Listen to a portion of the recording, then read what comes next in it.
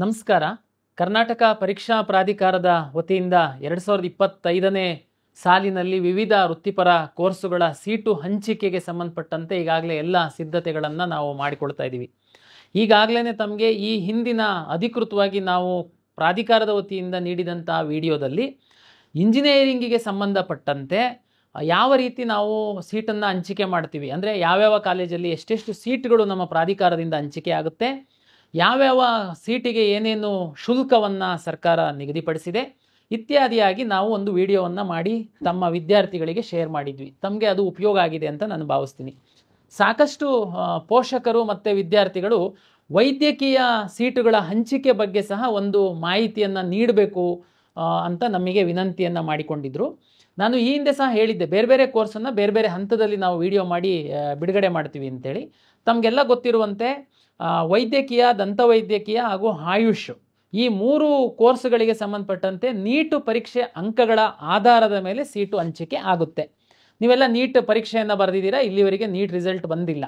NEET result ಬಂದ ತಕ್ಷಣ ಕರ್ನಾಟಕ ರಾಜ್ಯದ ಎಷ್ಟು ವಿದ್ಯಾರ್ಥಿಗಳು ಮತ್ತು ಮ್ಯಾನೇಜ್ಮೆಂಟ್ ಸೀಟಿಗೆ ದೇಶದ ಬೇರೆ ಬೇರೆ ವಿದ್ಯಾರ್ಥಿಗಳು ಸಹ ಅರ್ಹತೆ ಗಳಿಸೋದ್ರಿಂದ ಆ ಎಲ್ಲ ಡೇಟಾವನ್ನು ನಮಗೆ ಕೊಡ್ತಾರೆ. ನಂತರ ನಾವು ಈಗಾಗಲೇ KEA ಯಾರು ರಿಜಿಸ್ಟ್ರೇಷನ್ ಮಾಡಿಸಿದ್ದೀರಾ, ನಮ್ಮಲ್ಲಿ ಎಕ್ಸಾಮ್ ಬರೆದಿದ್ದೀರಾ, ಕೆಲವರು ಎಕ್ಸಾಮ್ ಬರೀಲಿಲ್ಲ ಅಂದರೂ ನೀಟಿಗೋಸ್ಕರ ರಿಜಿಸ್ಟ್ರೇಷನ್ ಮಾಡಿಸಿದ್ದೀರಾ, ನಿಮ್ಮದು ಎಲ್ಲ ನೀಟಿನ ರ್ಯಾಂಕು ನಿಮ್ಮ ಒಂದು CET ಅಪ್ಲಿಕೇಶನ್ನಲ್ಲಿ ರಿಫ್ಲೆಕ್ಟ್ ಆಗುತ್ತೆ. ಕೆಲವರು ಮ್ಯಾನೇಜ್ಮೆಂಟ್ ಸೀಟ್ ತಗೊಳ್ಬೇಕಾಗಿರುತ್ತೆ, ಇಲ್ಲ ನೀಟಲ್ಲಿ ಮಾತ್ರ ಪಾರ್ಟಿಸಿಪೇಟ್ ಮಾಡಿ ಮೆಡಿಕಲ್ ಹೋಗಬೇಕಾಗಿರುತ್ತೆ. ತಾವು KEA ರಿಜಿಸ್ಟ್ರೇಷನ್ನೇ ಮಾಡಿಸಿಲ್ಲದೆ ಇರ್ಬೋದು, ನೀವು ಚಿಂತೆ ಮಾಡೋ ಅಗತ್ಯ ಇಲ್ಲ. ಒಂದು ಸರಿ ನೀಟ್ ರಿಸಲ್ಟ್ ಬಂದ ನಂತರ ನಿಮಗೆ ಸಹ ರಿಜಿಸ್ಟ್ರೇಷನ್ನಿಗೆ ನಾವು ಅವಕಾಶವನ್ನು ಮಾಡಿಕೊಳ್ತೀವಿ. ಇವತ್ತಿನ ವಿಡಿಯೋದ್ದು ವಿಶೇಷ ಏನಂತಂದರೆ, ಕರ್ನಾಟಕ ರಾಜ್ಯದಲ್ಲಿ ಎಷ್ಟು ಮೆಡಿಕಲ್ ಕಾಲೇಜುಗಳಿದೆ, ಎಷ್ಟು ಡೆಂಟಲ್ ಕಾಲೇಜುಗಳಿದೆ, ಈ ಎಲ್ಲ ಕಾಲೇಜುಗಳಿಗೆ ಯಾವ ರೀತಿ ನಾವು ಸೀಟನ್ನು ಹಂಚಿಕೆ ಮಾಡ್ತೀವಿ, ಏನು ಫೀಸು ಸ್ಟ್ರಕ್ಚರ್ ಇರುತ್ತೆ, ಯಾವ ರೀತಿ ಕೌನ್ಸಿಲಿಂಗ್ ಪ್ರಕ್ರಿಯೆ ಆಗುತ್ತೆ ಅನ್ನುವಂಥದ್ದಕ್ಕೆ ತಮಗೆ ಸಾಕಷ್ಟು ಕೌನ್ಸಿಲರ್ಗಳು, ಮೆಂಟರ್ಸ್ಗಳು ಯೂಟ್ಯೂಬ್ ವಿಡಿಯೋಗಳನ್ನೆಲ್ಲ ತಾವು ನೋಡಿದ್ದೀರ. ಆದರೆ ನನ್ನ ಒಂದು ಪ್ರಯತ್ನ ಏನು ಅಂತಂದರೆ, ಇಡೀ ಕರ್ನಾಟಕ ರಾಜ್ಯದಲ್ಲಿ ಮೆಡಿಕಲ್ಲು ಡೆಂಟಲ್ಲಿಗೆ ಬಂದಂಥ ಸಂದರ್ಭದಲ್ಲಿ ಯಾರು ಅಧಿಕೃತವಾದಂಥ ಒಂದು body, director of medical education DME, ಅವರು ಒಂದು ಕರ್ನಾಟಕ ರಾಜ್ಯದಲ್ಲಿ ರಾಜೀವ್ ಗಾಂಧಿ ಯೂನಿವರ್ಸಿಟಿಯವರು ಏನು ಪರೀಕ್ಷೆ ಮತ್ತೊಂದೆಲ್ಲ ಮಾಡ್ತಾರೆ, ಅಫಿಲಿಯೇಷನ್ ಕೊಡ್ತಾರೆ. ಈ ಸೀಟು ಹಂಚಿಕೆ ಮಾಡುವಂಥದ್ದು, ಈ ಎಲ್ಲ ಒಂದು ಸೀಟ್ ಮ್ಯಾಟ್ರಿಕ್ಸ್ ಕೊಡುವಂಥ ಎಲ್ಲ ಪ್ರಕ್ರಿಯೆಯಲ್ಲಿ ಒಂದು ಬಾಡಿ ಅಂತಂದರೆ DME ಅವರು ಆಗ್ತಾರೆ. ಮೆಡಿಕಲ್ ಎಜುಕೇಷನ್ನ ಅನುಮತಿ ಮೇಲೆ ಅವ್ರು ಕೆಲಸ ಮಾಡ್ತಿರ್ತಾರೆ. ಅದಕ್ಕೆ ನಾನಿವತ್ತು ಮೆಡಿಕಲ್ಲು ಮತ್ತು ಡೆಂಟಲ್ಲು ಸೀಟು ಹಂಚಿಕೆ, ಕಾಲೇಜು ಮತ್ತು ಫೀಸಿನ ಮಾಹಿತಿ ಕುರಿತು ತಮಗೆ ವಿವರಣೆಯನ್ನು ನೀಡುವಂಥದ್ದಕ್ಕೆ ಡೈರೆಕ್ಟರ್ ಆಫ್ ಮೆಡಿಕಲ್ ಎಜುಕೇಷನ್ ಇಲಾಖೆಯಲ್ಲಿ ಉಪನಿರ್ದೇಶಕರಾಗಿರುವಂತಹ, ಈ ಎಲ್ಲ ಪ್ರಕ್ರಿಯೆಗಳಲ್ಲಿ ಭಾಗಿಯಾಗಿರುವಂತಹ ಶ್ರೀನಿವಾಸ್ ಮೂರ್ತಿ ಅವರನ್ನು ನಾವು ಇವತ್ತು ನಮ್ಮ ಸ್ಟುಡಿಯೋಕ್ಕೆ ಕರೆಸಿದ್ದೀವಿ. ಅಂದರೆ ಇದು ಅಧಿಕೃತ ಮಾಹಿತಿ, ಅಂದರೆ ಇಲಾಖೆಯವರು ವಿದ್ಯಾರ್ಥಿಗಳಿಗೆ ಮತ್ತು ಪೋಷಕರಿಗೆ ಮೆಡಿಕಲ್ಲು ಮತ್ತು ಡೆಂಟಲ್ಲಿಗೆ ಸಂಬಂಧಪಟ್ಟಂತಹ ಮಾಹಿತಿಯನ್ನು ಅಧಿಕೃತವಾಗಿ ತಮಗೆ ನೀಡ್ತಾರೆ. ತಾವು ದಯಮಾಡಿ ಆ ಮಾಹಿತಿಯನ್ನು ತಾವು ಕೇಳಿ, ತಮಗೆ ಮತ್ತು ಯಾವುದಾದ್ರೂ ಅನುಮಾನಗಳು ಬಂತು ಅಂತಂದರೆ ನಾವು ಮುಂದಿನ ದಿನಗಳಲ್ಲಿ ನಾವು ತಮಗೆ ಕಳಿಸ್ತೀವಿ. ತಾವು ಮೇಯ್ಲು ಏನಾದರೂ ನಮಗೆ ಮಾಡಿದರೆ ಸಹ ನಾವು ಅದನ್ನು ತಮಗೆ ಸರಿಯಾದ ಮಾಹಿತಿ ಕೊಡುವಂತಹ ಪ್ರಯತ್ನವನ್ನು ನಾವು ಮಾಡ್ತೀವಿ. ಎಲ್ಲರಿಗೂ ನಮಸ್ಕಾರ. ನಾನು ಡಾಕ್ಟರ್ ಶ್ರೀನಿವಾಸ್ ಮೂರ್ತಿ, ಉಪನಿರ್ದೇಶಕರು, ವೈದ್ಯಕೀಯ ಶಿಕ್ಷಣ ನಿರ್ದೇಶನಾಲಯ. ಇವತ್ತು ವೈದ್ಯಕೀಯ ಶಿಕ್ಷಣ ಇಲಾಖೆ ಹಾಗೂ ಕರ್ನಾಟಕ ಪರೀಕ್ಷಾ ಪ್ರಾಧಿಕಾರದ ವತಿಯಿಂದ ನೀಟ್ UG 2025 ಕುರಿತಾಗಿ ಕೆಲವೊಂದು ಮಾಹಿತಿಯನ್ನು ವಿದ್ಯಾರ್ಥಿಗಳ ಜೊತೆ ಹಂಚಿಕೊಳ್ಳಲು ಬಯಸುತ್ತೇನೆ. ಈಗಾಗಲೇ ನೀಟ್ UG 2025 ಪರೀಕ್ಷೆ ಬರೆದಾಗಿದೆ ಹಾಗೂ ತಾವೆಲ್ಲರೂ ಫಲಿತಾಂಶಕ್ಕಾಗಿ ಎದುರು ನೋಡ್ತಾ ಇದ್ದೀರಿ. ಬಹಳಷ್ಟು ಪೋಷಕರಲ್ಲಿ ಮತ್ತು ವಿದ್ಯಾರ್ಥಿಗಳಲ್ಲಿ ಕೆಲವೊಂದು ಗೊಂದಲಗಳು, ಪ್ರಶ್ನೆಗಳು, ಹೇಗೆ ಇದನ್ನು ಕೌನ್ಸಿಲಿಂಗ್ ಪ್ರಕ್ರಿಯೆಯನ್ನು ನಾವು ಭಾಗವಹಿಸಬೇಕು, ಅದರ ಕುರಿತಾಗಿ ಮಾಹಿತಿ ಎಲ್ಲಿ ದೊರೆಯುತ್ತದೆ ಎಂಬಿತ್ಯಾದಿ ಕ್ವಶನ್ಗಳು ಅಥವಾ ಪ್ರಶ್ನೆಗಳು ತಮ್ಮಲ್ಲಿ ಇರುತ್ತದೆ. ಸೊ ಆದಷ್ಟು ತಕ್ಕ ಮಟ್ಟಿಗೆ ಈ ವಿಡಿಯೋ ಮೂಲಕ ತಮ್ಮಲ್ಲಿ ಕೆಲವೊಂದು ಮಾಹಿತಿಯನ್ನು ಹಂಚಿಕೊಂಡು ಹಾಗೂ ಮುಂದಿನ ದಿನಗಳಲ್ಲಿ ಆಪ್ಷನ್ ಎಂಟ್ರಿಯಿಂದ ಹಿಡಿದು ಸೀಟ್ ಸೆಲೆಕ್ಷನ್ನಿಂದ ಹಿಡಿದು ಕಾಲೇಜುಗಳ ಕುರಿತಾಗಿ ಮಾಹಿತಿಯಿಂದ ಹಿಡಿದು ಮತ್ತು ಈ ಪ್ರಕ್ರಿಯೆಯಲ್ಲಿ ಯಾವ ರೀತಿ ಭಾಗವಹಿಸಬೇಕು, ಶುಲ್ಕವನ್ನು ಯಾವ ರೀತಿ ಭರಿಸಬೇಕು, ಅಡ್ಮಿಷನ್ ಯಾವ ರೀತಿ ತಗೋಬೇಕು ಎನ್ನುವ ಎಲ್ಲ ಮಾಹಿತಿಯನ್ನು ವಿಡಿಯೋ ಮೂಲಕ ತಮ್ಮಲ್ಲಿ ಹಂಚಿಕೊಳ್ಳಲಾಗುವುದು. ಹೀಗಾಗಿ ನಾನು ತಮ್ಮಲ್ಲಿ ಕೇಳಿಕೊಳ್ಳೋದೇನೆಂದರೆ, ಆದಷ್ಟು ತಾವು ಮಧ್ಯವರ್ತಿಗಳ ಮೂಲಕ ಇದರ ಕುರಿತಾಗಿ ವ್ಯವಹರಿಸದೆ ನಿರಂತರವಾಗಿ ಕರ್ನಾಟಕ ಪರೀಕ್ಷಾ ಪ್ರಾಧಿಕಾರದ ವೆಬ್ಸೈಟನ್ನು ಹಾಗೂ ನಾವೇನೋ ವೆಬ್ಸೈಟಲ್ಲಿ ಪಬ್ಲಿಷ್ ಮಾಡ್ತೀವೋ ಬ್ರೋಷರನ್ನು ಕುಲಂಕುಷವಾಗಿ ತಾವು ಓದಿದಲ್ಲಿ ತಮ್ಮ ಎಲ್ಲ ಸಂಶಯಗಳು, ಡೌಟ್ಗಳು ದೂರವಾಗುತ್ತವೆ ಎಂದು ನಾನು ಅಭಿಪ್ರಾಯಪಡುತ್ತೇನೆ. ಒಟ್ಟಾರೆಯಾಗಿ ನಮ್ಮ ರಾಜ್ಯದಲ್ಲಿ 71 ವೈದ್ಯಕೀಯ ಕಾಲೇಜುಗಳು ಹಾಗೂ 45 ದಂತ ವೈದ್ಯಕೀಯ ಕಾಲೇಜುಗಳು ಕಾರ್ಯನಿರ್ವಹಿಸುತ್ತಿದೆ. ಈ 71 ವೈದ್ಯಕೀಯ ಕಾಲೇಜುಗಳಲ್ಲಿ 24 ಸರ್ಕಾರಿ ಒಡೆತನದಲ್ಲಿದೆ ಹಾಗೂ ಬಾಕಿ ಇರೋದೆಲ್ಲ ಪ್ರೈವೇಟ್ ಮೆಡಿಕಲ್ ಕಾಲೇಜ್ ಆಗಿರ್ತದೆ. ಹಾಗೆ 45 ಏನು ದಂತ ವೈದ್ಯಕೀಯ ಕಾಲೇಜುಗಳಿದ್ದಾವೆ, ಅದರಲ್ಲಿ 3 ಕಾಲೇಜುಗಳು ಸರ್ಕಾರಿ ಕಾಲೇಜುಗಳಾಗಿವೆ ಹಾಗೂ ಬಾಕಿ ಇರೋ ಕಾಲೇಜುಗಳೆಲ್ಲ ಪ್ರೈವೇಟ್ ಡೆಂಟಲ್ ಕಾಲೇಜಸ್. ಸೊ ಇವತ್ತೇನು ನಾನು ತಮ್ಮಲ್ಲಿ ಮಾಹಿತಿಯನ್ನು ಹಂಚಿಕೊಳ್ಳಲು ಬಯಸುತ್ತೇನೆಂದರೆ, ಭಾಳಷ್ಟು ತಮ್ಮಲ್ಲಿ ಈಗ ಈ ಪರೀಕ್ಷೆ ಬರೆದಾಗಿದೆ, ಫಲಿತಾಂಶ ಯಾವಾಗ ಬರ್ಬೋದು, ಬಂದ ನಂತರ ನಾವು ಏನು ಮಾಡಬೇಕು, ಯಾವ ರೀತಿ ನಾವು ಮುಂದುವರಿಬೇಕು ಎನ್ನುವ ತಮ್ಮ ಆತಂಕ ಅಥವಾ ಕುತೂಹಲವೊಂದು ಇರುತ್ತದೆ. ಈ ಫಲಿತಾಂಶವೇನಾದರೂ ಪ್ರಕಟವಾದ ನಂತರ ನಾವು ಮೆಡಿಕಲ್ ಕೌನ್ಸಿಲಿಂಗ್ ಕಮಿಟಿ ಅವರು ಪ್ರಸ್ತುತಪಡಿಸುವ ಅಥವಾ ಅವರು ಹೊರಡಿಸುವ ಟೈಮ್ ಶೆಡ್ಯೂಲ್ ಅದರ ಪ್ರಕಾರ ಕಾರ್ಯನಿರ್ವಹಿಸುತ್ತೇವೆ. ಆಲ್ ಇಂಡಿಯಾ ಕೋಟಾ ಸೀಟುಗಳಿಗೆ ಹಾಗೂ ಡೀಮ್ಡ್ ಯೂನಿವರ್ಸಿಟಿ ಕೋಟಾ ಸೀಟುಗಳಿಗೆ ಮೆಡಿಕಲ್ ಕೌನ್ಸಿಲಿಂಗ್ ಕಮಿಟಿ ವತಿಯಿಂದ ಕೌನ್ಸಿಲಿಂಗ್ ನಡೆಸಲಾಗುತ್ತದೆ. ಹಾಗೂ ಕರ್ನಾಟಕ ಸರ್ಕಾರದ ಕೋಟಾ ಸೀಟುಗಳಿಗೆ ಕರ್ನಾಟಕ ಸರ್ಕಾರ ಪರವಾಗಿ ಕಾರ್ಯನಿರ್ವಹಿಸುತ್ತಿರುವ ಕರ್ನಾಟಕ ಪರೀಕ್ಷಾ ಪ್ರಾಧಿಕಾರದ ವತಿಯಿಂದ ಸೀಟು ಹಂಚಿಕೆ ಮಾಡಲಾಗುತ್ತದೆ. ಈ 2 ಸೀಟು ಹಂಚಿಕೆಯು ನಮ್ಮ ಮೆಡಿಕಲ್ ಕೌನ್ಸಿಲಿಂಗ್ ಕಮಿಟಿಗೆ ಏನು ಟೈಮ್ ಶೆಡ್ಯೂಲ್ ಇಶ್ಯೂ ಮಾಡ್ತಾರೆ ಅದರ ಮೇಲೆಯೇ ಅವಲಂಬಿತರಾಗುತ್ತದೆ. ಆಲ್ ಇಂಡಿಯಾ ಕೋಟಾ ಸೀಟುಗಳಿಗೆ ಸೀಟು ಹಂಚಿಕೆ ಆದ 1 ವಾರ ಅಥವಾ 10 ದಿನಗಳ ನಂತರ ನಮ್ಮ ಕರ್ನಾಟಕ ಪರೀಕ್ಷಾ ಪ್ರಾಧಿಕಾರದ ಕೌನ್ಸಿಲಿಂಗ್ ಪ್ರಕ್ರಿಯೆ ಶುರುವಾಗುತ್ತದೆ. ಮಾನ್ಯ ಸರ್ವೋಚ್ಚ ನ್ಯಾಯಾಲಯವು ಅದರಲ್ಲಿ ಹೊರಡಿಸಿರುವ ಆದೇಶದಂತೆ ಈ ಕೌನ್ಸಿಲಿಂಗ್ ಪ್ರಕ್ರಿಯೆಯು 4 ಸುತ್ತುಗಳಲ್ಲಿ ನಡೆಯುತ್ತದೆ. ಮೊದಲನೇ ಸುತ್ತು, 2ನೇ ಸುತ್ತು, 3ನೇ ಸುತ್ತು ಅಥವಾ ಮಾಪಪ್ ರೌಂಡ್, 4ನೇ ಸುತ್ತು ಅದು ಸ್ಟ್ರೇ ವೇಕೆನ್ಸಿ ರೌಂಡ್. ಸೊ ಈ 4 ಸುತ್ತುಗಳು ಮೆಡಿಕಲ್ ಕೌನ್ಸಿಲಿಂಗ್ ಕಮಿಟಿ ಮತ್ತು ಕರ್ನಾಟಕ ಪರೀಕ್ಷಾ ಪ್ರಾಧಿಕಾರದ್ದು ಪ್ಯಾರಲಲ್ ಆಗಿ, ಅಂದರೆ ಮೆಡಿಕಲ್ ಕೌನ್ಸಿಲಿಂಗ್ ಕಮಿಟಿ ವತಿಯಿಂದ 1 ವಾರದ ಅಂತರದಲ್ಲಿ ನಮ್ಮದು ಫಸ್ಟ್ ರೌಂಡ್ ನಮ್ಮಲ್ಲಿ ಸ್ಟಾರ್ಟ್ ಆಗುತ್ತದೆ. ಹೀಗಾಗಿ ಇವೆರಡು ಓವರ್ಲ್ಯಾಪ್ ಆಗಲ್ಲ. ಅಂದರೆ ನಿಮ್ಗೇನಾದರೂ ಆಲ್ ಇಂಡಿಯಾ ಕೋಟಾದಲ್ಲಿ ಭಾಗವಹಿಸಿ ಇಚ್ಛೆ ಇದ್ದು ಅಲ್ಲಿ ಏನಾದರೂ ಸೀಟ್ ದೊರೆತಲ್ಲಿ ಅಲ್ಲಿ ತಗೋಬೋದು. ಅಲ್ಲಿ ಭಾಗವಹಿಸಿ ನಿಮಗೆ ಸೀಟ್ ದೊರೆಯದೇ ಹೋದರೆ ಕರ್ನಾಟಕ ಪರೀಕ್ಷಾ ಪ್ರಾಧಿಕಾರದ ನಾವು ಪ್ರಾರಂಭಿಸುವ ಕೌನ್ಸಿಲಿಂಗಲ್ಲಿ ಭಾಗವಹಿಸಿ ಇಲ್ಲಿ ಕೂಡ ಸೀಟನ್ನು ಆಯ್ಕೆ ಮಾಡಲು ತಮಗೆ ಅವಕಾಶ ಇರುತ್ತದೆ. ಸೊ ಈ ಕುರಿತಾಗಿ ತಮ್ಮಲ್ಲಿ ಯಾವುದೇ ಗೊಂದಲ ಬೇಡ. ಸೊ ನಾನು ತಮ್ಮಲ್ಲಿ ಕೇಳಿಕೊಳ್ಳೋದೇನೆಂದರೆ, ತಾವು ನಿರಂತರವಾಗಿ ಮೆಡಿಕಲ್ ಕೌನ್ಸಿಲಿಂಗ್ ಕಮಿಟಿ ವತಿಯಿಂದ ಏನು ಪಬ್ಲಿಷ್ ಮಾಡ್ತಾರೆ ಬ್ರೋಷರು ಅಥವಾ ಟೈಮ್ ಶೆಡ್ಯೂಲ್ ಅದನ್ನು ನೋಡ್ತಾ ಇರಬೇಕು. ಹಾಗೂ ಕರ್ನಾಟಕ ಪರೀಕ್ಷಾ ಪ್ರಾಧಿಕಾರದ ವತಿಯಿಂದ ವೆಬ್ಸೈಟಲ್ಲಿ ಏನು ನಾವು ಪಬ್ಲಿಷ್ ಮಾಡ್ತೀವಿ ಟೈಮ್ ಶೆಡ್ಯೂಲ್, ಅದನ್ನು ನಿರಂತರವಾಗಿ ತಪ್ಪದೆ ಗಮನಿಸ್ತಾ ಇರಬೇಕು. ಹಾಗೂ ಈ 4 ಸುತ್ತುಗಳು first round, second round, third round, fourth round ಇದು ಯಾವ ರೀತಿಯಾಗಿ ನಡೆಯುತ್ತದೆ ಅಂತೇಳಿ ನಾವು ಬ್ರೋಷರಲ್ಲಿ ಸಂಪೂರ್ಣ ಮಾಹಿತಿಯನ್ನು ನೀಡಿರುತ್ತೇವೆ. ಹಾಗೂ ನಾವು ಇದರಲ್ಲಿ ಪಾಲಿಸಬೇಕಾದ ನಿಯಮಗಳೇನಿದೆ, ಯಾವ ರೀತಿ ಅಪ್ಲೈ ಮಾಡಬೇಕು, ಯಾವ ರೀತಿ ಆಪ್ಷನ್ ಎಂಟ್ರಿ ಹಾಕಬೇಕು, ಯಾವ ರೀತಿ ಸೀಟ್ ಸೆಲೆಕ್ಷನ್ ಆದ ತಕ್ಷಣ ಕಾಲೇಜು ಹೋಗಿ ಜಾಯ್ನ್ ಆಗಬೇಕು, ಫೀಸ್ ಅನ್ನು ಕರ್ನಾಟಕ ಪರೀಕ್ಷಾ ಪ್ರಾಧಿಕಾರದಲ್ಲೇ ತಾವು ಭರಿಸಬೇಕಾಗಿರೋದ್ರಿಂದ ಅದನ್ನು ಕೂಡ ತಾವು ಮಾಹಿತಿಯನ್ನು ತಮಗೆ ಸಂಪೂರ್ಣವಾಗಿ ನೀಡಲಾಗುತ್ತದೆ. ಹೀಗಾಗಿ ಯಾವುದೇ ಮಧ್ಯವರ್ತಿಗಳ ಆಶ್ವಾಸನೆಗೆ ತಾವು ಒಳಗಾಗಿ ವಂಚನೆಗೊಳಗಾಗದೆ, ಆತಂಕಕ್ಕೊಳಗಾಗದೆ ಸಂಪೂರ್ಣವಾಗಿ KE ವೆಬ್ಸೈಟನ್ನು ಓದಿದಲ್ಲಿ ಅಥವಾ ಬ್ರೋಷರನ್ನು ನೋಡಿದಲ್ಲಿ ಹಾಗೂ ಮೆಡಿಕಲ್ ಕೌನ್ಸಿಲಿಂಗ್ ಕಮಿಟಿಯವರು ಏನು ಪಬ್ಲಿಷ್ ಮಾಡ್ತಾರೆ ಬ್ರೋಷರ್ ಅದನ್ನು ಸಂಪೂರ್ಣವಾಗಿ ಓದಿದಲ್ಲಿ ತಮಗೆ ಪೂರ್ಣವಾದ ಮಾಹಿತಿ ಲಭಿಸಿ ತಮ್ಮ ಆತಂಕವೆಲ್ಲ ದೂರವಾಗೋದರಲ್ಲಿ ಸಂಶಯವಿಲ್ಲ ಎಂದು ನಾನು ಆಶಯ ವ್ಯಕ್ತಪಡಿಸುತ್ತೇನೆ. ಮುಂದುವರೆದು ಈಗ ನಮ್ಮ ಸೀಟ್ ಡಿಸ್ಟ್ರಿಬ್ಯೂಷನ್ ಈ ಕಾಲೇಜುಗಳಲ್ಲಿ ಯಾವ ರೀತಿ ಆಗುತ್ತದೆ. ಈಗ ನಾವು ಸರ್ಕಾರಿ ವೈದ್ಯಕೀಯ ಕಾಲೇಜುಗಳನ್ನು ನೋಡಿದಲ್ಲಿ 15% ಸೀಟುಗಳನ್ನು ನಾವು ಆಲ್ ಇಂಡಿಯಾ ಕೋಟಾ ಮೂಲಕ ಅದು MCCನೇ ಫಿಲಪ್ ಮಾಡುತ್ತೆ. ಹಾಗೂ ಉಳಿದ 85% ಸೀಟುಗಳನ್ನು ನಮ್ಮ ಕರ್ನಾಟಕ ಪರೀಕ್ಷಾ ಪ್ರಾಧಿಕಾರದ ವತಿಯಿಂದ ನಾವು ಭರ್ತಿ ಮಾಡುತ್ತೇವೆ.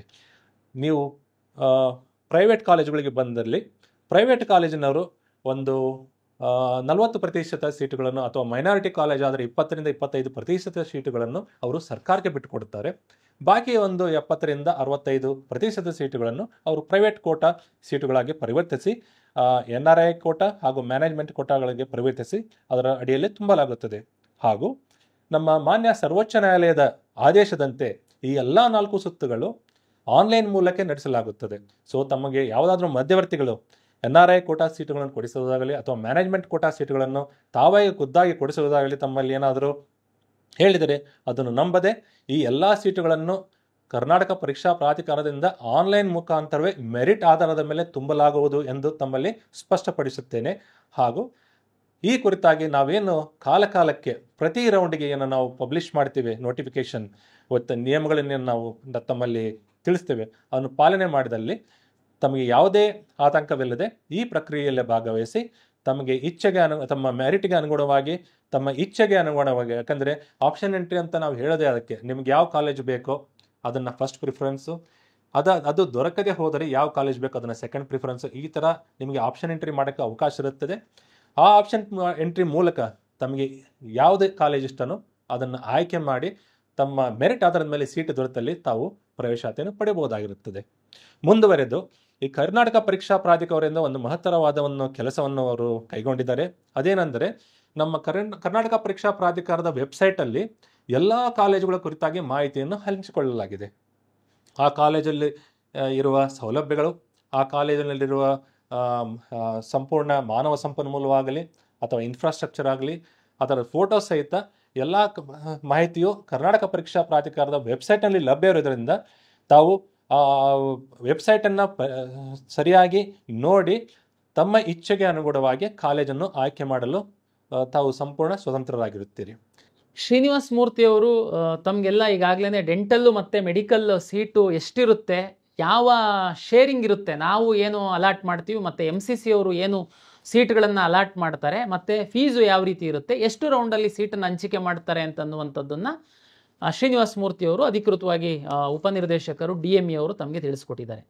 ನಾನು ಪೋಷಕರಿಗೆ ಮತ್ತು ವಿದ್ಯಾರ್ಥಿಗಳಿಗೆ ಅಂತಿಮವಾಗಿ ನಾನು ಏನು ಹೇಳಲಿಕ್ಕೆ ಇಚ್ಛೆ ಪಡ್ತೀನಿ ಅಂತಂದರೆ 100% ಸೀಟ್ಗಳು ಕರ್ನಾಟಕ ಪರೀಕ್ಷಾ ಪ್ರಾಧಿಕಾರದ ಮುಖಾಂತರವೇ ಹಂಚಿಕೆ ಆಗುತ್ತೆ. ದಯಮಾಡಿ ಅರ್ಥ ಮಾಡ್ಕೊಳ್ಳಿ. ಸೀಟು ಶೇರಿಂಗನ್ನು ಏನು ಎಕ್ಸ್ಪ್ಲೈನ್ ಮಾಡಿದ್ದಾರೆ ಅದರಲ್ಲಿ ಸರ್ಕಾರ 3 ಥರದ ಸೀಟ್ಗಳಿಗೆ ಫೀಸನ್ನು ನಿಗದಿಪಡಿಸುತ್ತೆ. ತಾವು ಈಗಾಗಲೇ ಅವರೊಂದು ಏನು ಟೇಬಲ್ ಹಾಕಿದ್ರು ಅದರಲ್ಲಿ ತಾವು ನೋಡಿದ್ದೀರಾ.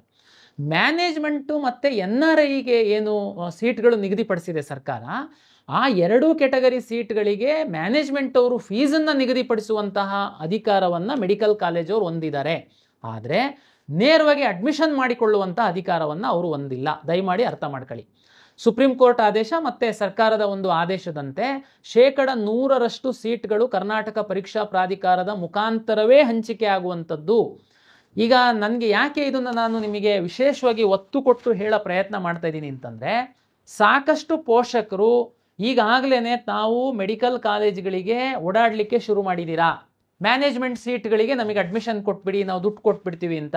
ನಿಮಗೆ ಕೆಲವರು ಫೋನ್ ಮಾಡಿ ನಾವು ನಿಮಗೆ ಮ್ಯಾನೇಜ್ಮೆಂಟ್ ಸೀಟ್ ಕೊಡಿಸ್ತೀವಿ ಬನ್ನಿ ಮಾತಾಡೋಣ ಅಂತ ನಿಮಗೆ ಕರೀತಾ ಇದ್ದಾರೆ. ಇದೆಲ್ಲ ನಮಗೆ ಮಾಹಿತಿ ಇದೆ. ನಿಮಗೆ ಯಾವ ಕಾಲೇಜವರು ನಿಮಗೆ ಖಂಡಿತ ನೀವು ಬನ್ನಿ ನಾವು ನಿಮಗೆ ಸೀಟ್ ಕೊಡ್ತೀವಿ ಅಂತ ಯಾವ ಕಾಲೇಜವರು ಹೇಳಲ್ಲ. ಯಾಕೆಂದರೆ ಎಲ್ಲ ಕಾಲೇಜವರು ಒಂದು ಮೆಡಿಕಲ್ ಕಾಲೇಜ್ ನಡೆಸ್ತಾರೆ ಅಂತಂದರೆ ಅವರಿಗೆ ಸಂಪೂರ್ಣ ಕಾನೂನು ಜ್ಞಾನ ಇರುತ್ತೆ. ಅವರಿಗೆ ಗೊತ್ತು ಮ್ಯಾನೇಜ್ಮೆಂಟು NRIದು ಫೀಸ್ ಫಿಕ್ಸ್ ಮಾಡೋ ಅಧಿಕಾರ ಮಾತ್ರ ನಮಗಿದೆ. ಸೀಟು ನೀಟ್ ರ್ಯಾಂಕ್ ಆಧಾರದ ಮೇಲೆ ಪ್ರಾಧಿಕಾರದ ವತಿಯಿಂದನೇ ಸೀಟ್ ಹಂಚಿಕೆ ಆಗುವಂಥದ್ದು ಅಂತ. ಆದರೆ ಮಧ್ಯವರ್ತಿಗಳು ನಾವು ನಿಮಗೆ ಸೀಟ್ ಕೊಡಿಸ್ತೀವಿ ಬನ್ನಿ ಮಾತಾಡಿ ನಿಮಗೆ ಇಷ್ಟು ರಿಯಾಯಿತಿ ಕೊಡ್ತೀವಿ, ದಯಮಾಡಿ ನಂಬೇಡಿ. 100% ಸೀಟ್ಗಳು ಪ್ರಾಧಿಕಾರದ ವತಿಯಿಂದ ಅಲಾಟ್ ಆಗುತ್ತೆ.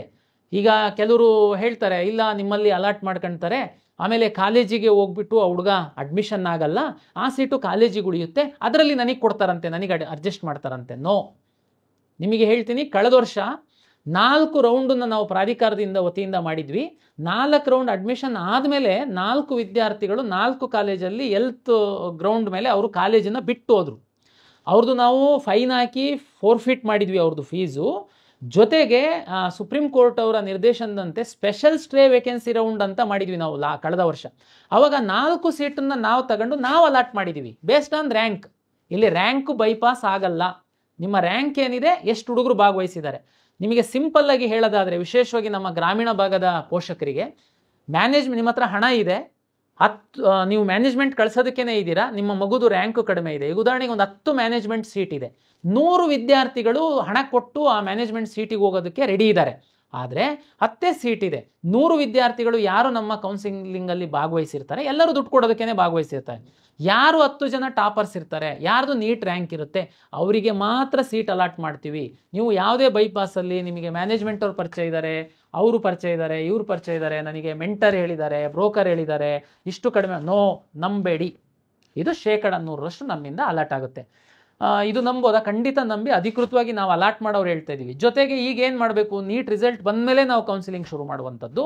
ಅಲ್ಲಿಯವರೆಗೆ ನಾನು ಇಂಜಿನಿಯರಿಂಗ್ ವಿದ್ಯಾರ್ಥಿಗಳಿಗೆ ಹೇಳ್ದಂತೆ ನಿಮಗೂ ಹೇಳುವಂಥದ್ದು, ಡೆಂಟಲ್ಲು ಮತ್ತು ಮೆಡಿಕಲ್ಲಿಗೆ ಸಂಬಂಧಪಟ್ಟಂತೆ ಯಾರು ನಿಮ್ಮ ಮಕ್ಕಳಿಗೆ ಕಳಿಸ್ಬೇಕು ಅಂತ ಆಸೆ ಇದೆ, ಕಳೆದ ವರ್ಷ ಯಾವ ಕಾಲೇಜಲ್ಲಿ ಸರ್ಕಾರಿ seat, open seat, management seat, ಯಾವ್ಯಾವ ರೌಂಡಲ್ಲಿ ಎಷ್ಟೆಷ್ಟು ನೀಟ್ ರ್ಯಾಂಕಿಗೆ ನಿಂತಿದೆ, ದಯಮಾಡಿ ನೀವು ನಮ್ಮ ವೆಬ್ಸೈಟಲ್ಲಿ ರೌಂಡ್ ವಾರು ಕಟ್ ಆಫ್ ಇದೆ, ಒಮ್ಮೆ ತಾವು ನೋಡಿ.